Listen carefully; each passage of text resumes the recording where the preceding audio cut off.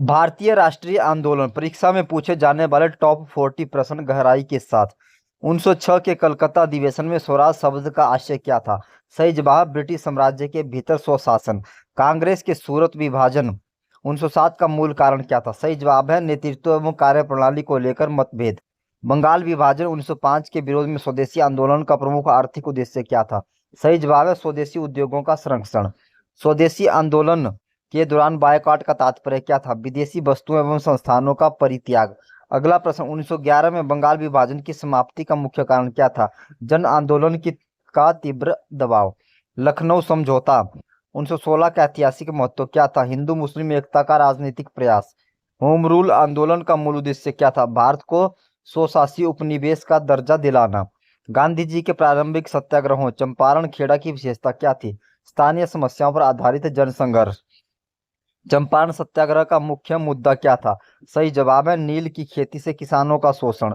खेड़ा सत्याग्रह का आधार क्या था? सही जवाब है अकाल के समय कर वसूली का विरोध। अहमदाबाद मिल हड़ताल में गांधी जी ने किस सिद्धांत का प्रयोग किया? सही जवाब है उपवास द्वारा नैतिक दबाव।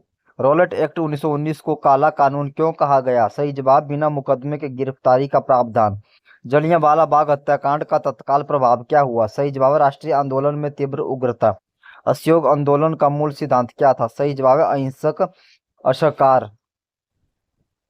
असहयोग आंदोलन में शिक्षा के क्षेत्र में क्या कदम उठाया गया? राष्ट्रीय शिक्षण संस्थाओं की स्थापना।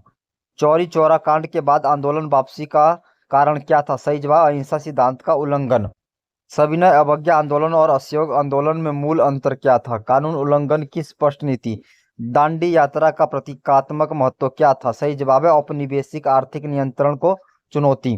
गांधी इरविन समझौता 1931 का मुख्य परिणाम क्या था?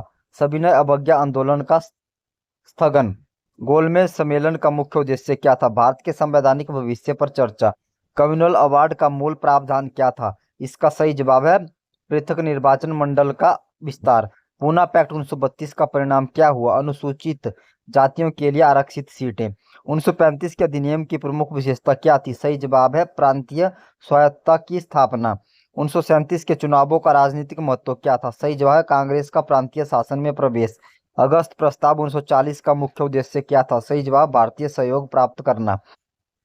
क्रिप्स मिशन की विफलता का प्रमुख कारण क्या था? तत्काल स्वतंत्रता का अभाव। भारत छोड़ो आंदोलन 1942 को जन विद्रोह क्यों कहा जाता है? सही जवाब है व्यापक जन भागीदारी। भारत छोड़ो आंदोलन की विशेषता क्या थी? सही जवाब है नेतृत्व के बिना स्वतःस्फूर्त आंदोलन। करो या मरो का वास्तविक आशय क्या था? स्वतंत्रता हेतु अंतिम संघर्ष।